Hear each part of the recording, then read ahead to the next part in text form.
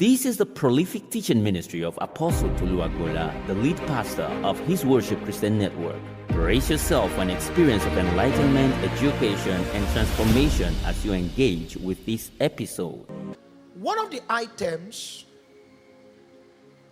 that show up on the list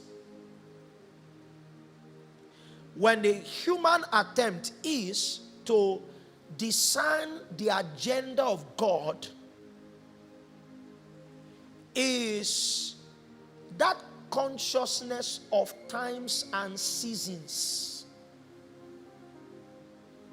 When you are trying to probe into what God is doing or what God intends to do, the probe does not only reveal the substance of divine activity, it also reveals the timelines of divine activity.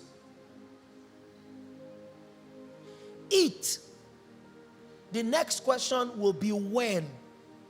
So if heaven's agenda is that you eat, there will be a when to eat. Are you with me?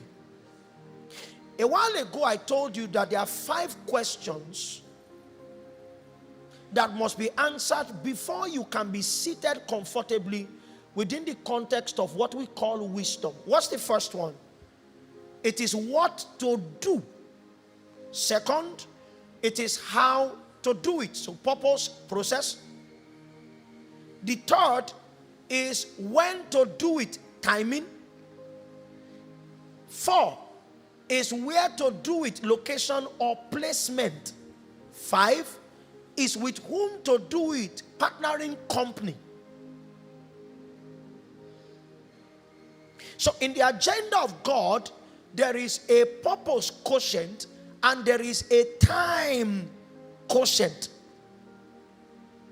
And whether God starts a conversation with you or not, understand that there is a God activity that is ongoing.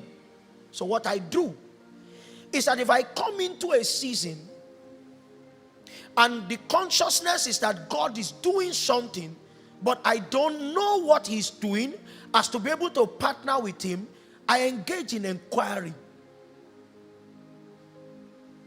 An old song composer said, Lord, whatever you're doing in this season, don't do it without me. Don't do it without me.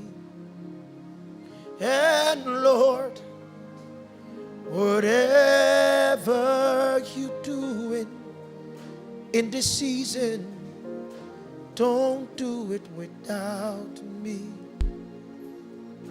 Don't do it without me. So that's the prayer.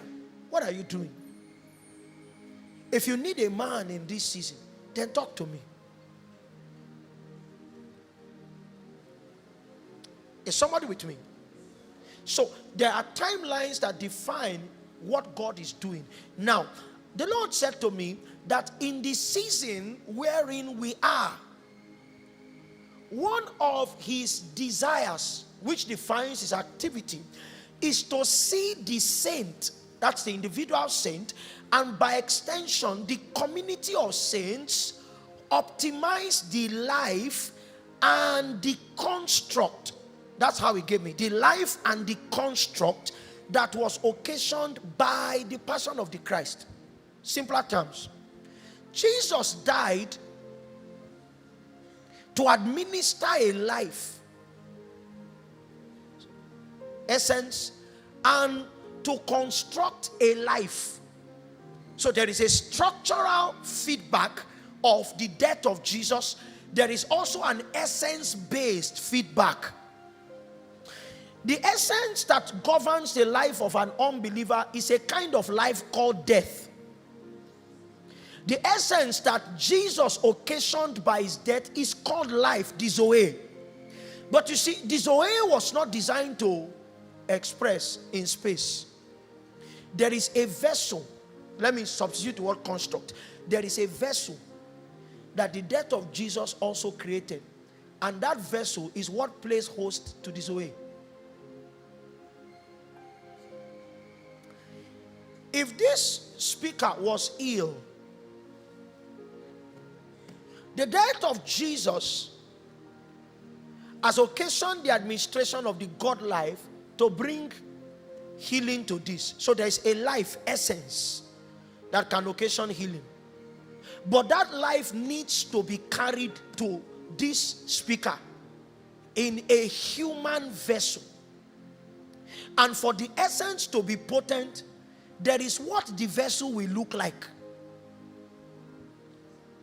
Are you with me? Okay. If your room gets dark and you don't have, maybe there's no power supply, one of the things you can use, light your room with, is a candle.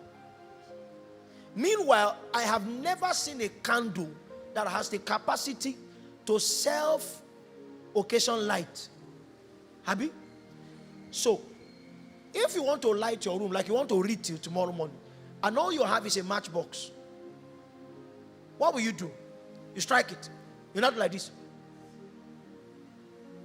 One of the things that will happen to you is that if you're intentional about studying, you will arrive at the end of your note with burnt fingers, because you have something that can occasion the essence of light, but the problem is that you do not have a holding vessel. So when you go out to buy your match, it says matches they used to call it, okay, you will need to also buy a candle. The candle is the construct that carries the essence that your matchstick produces. So I'm saying that the intention of God is that He wants to see saints, individual, and then community of saints that can give fullest expression to not just the life, but the vessel that the death of Jesus created. The new creation is a construct. He's wired differently from the old creation. And then this new creation in the new construct is animated, gifted life. And both of those effects, the new construct and the new life, are produced at the cross. Are you with me now? But God wants us to maximize, to give full expression to. That's something that is bothering God. There are too many people who are claiming to be Christians. They have the life, they have the construct, but heaven is not profiting from them.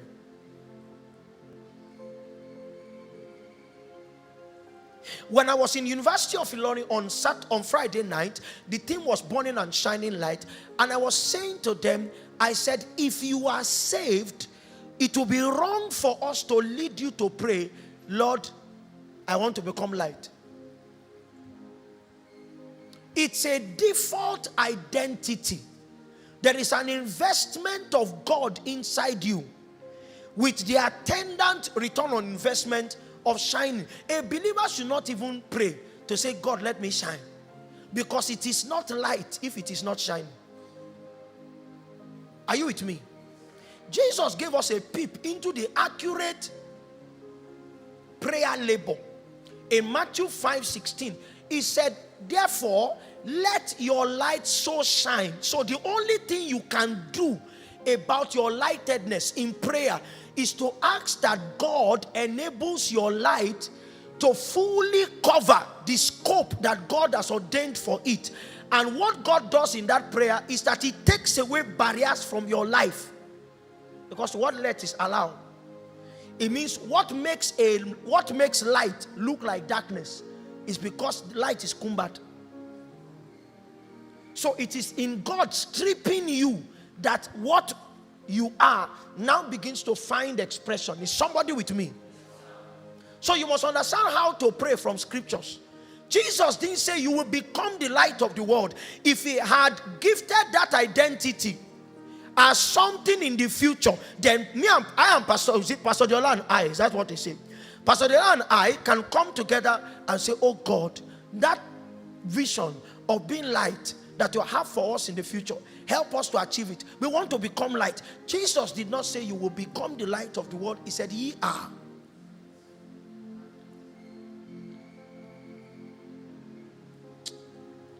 It means that you will be guilty if the world is in darkness.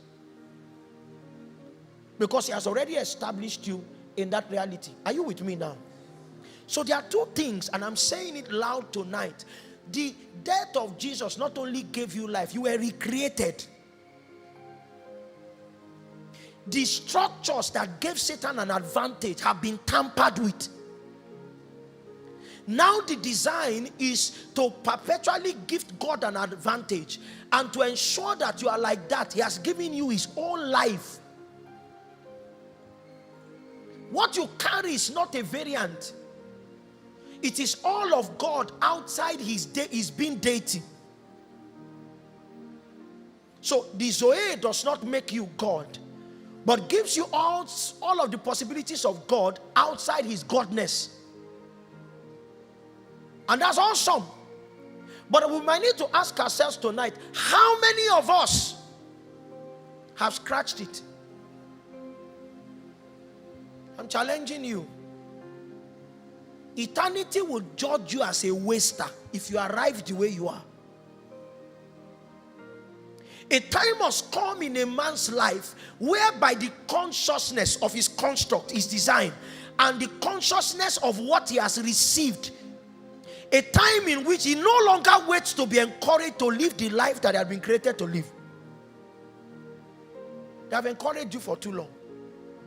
Find the things that give expression to what you have received from God as a gift. Find the things that help you maximize this your shape in God, and wake up and start living that way.